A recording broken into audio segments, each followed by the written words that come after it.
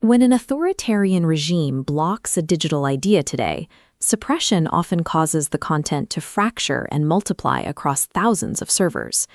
In the 1870s, the British Empire maintained a monopoly on the political narrative of the subcontinent, using their anthem, God Save the King, as the primary audio cue for their colonial authority. Bankim Chandra Chatterjee wrote the historic poem Vande Mataram as a direct, calculated counter-narrative to that imposing British anthem. He integrated the verses into his 1882 novel, Anandamath.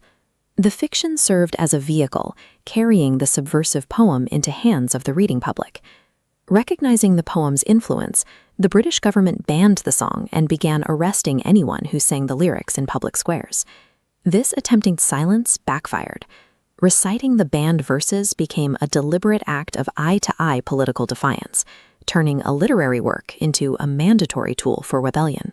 While defiance can spark a protest, a sustained national movement requires a specific psychological hook to command long-term loyalty across a vast population. Chatterjee's poem provided this through the introduction of Bharat Mata, the bold concept of nation as mother. These verses reframed the land as a divine, protective mother figure. This personification replaced the abstract geographic border with a visceral, emotional image.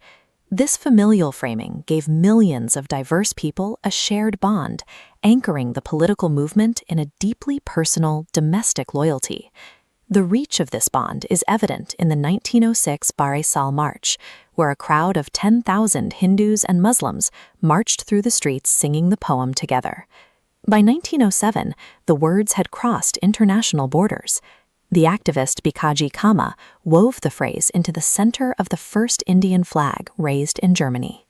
The poem became a foundational element of the revolutionary infrastructure, with leaders like Lala Lajpat Rai naming his political journals after the verses.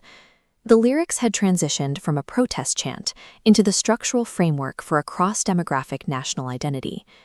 The psychological weight of this identity is captured in the final moments of the activist Matangini Hazra.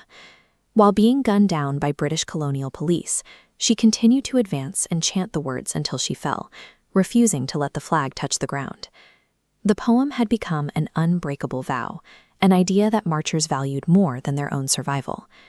As mass movements grow to encompass diverse demographics, friction arises over the founding text that originally brought people together.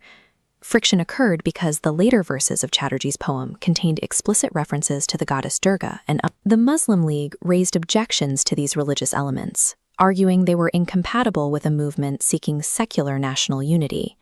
The words that had unified the anti-colonial resistance were now threatening to destabilize the entire coalition. In 1937, the leadership of the Congress faced a dilemma: preserve the original poem in its entirety, or protect the political alliance of the movement. Rabindranath Tagore argued that while the Tampreet poem was appropriate for a novel, it was unsuitable for a multi-faith political platform. Under a Gandhi-backed compromise, it was decided that only the first two stanzas, which praised the beauty of the soil without religious invocation, would be officially sung. Gandhi maintained that this surgical edit was a necessary evolution, intended to hold the massive crowds together without disrespecting the sacrifices of the past.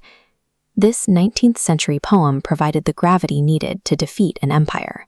In today's fleeting digital landscape, we are left to wonder if any medium still possesses the power to engineer that same collective weight.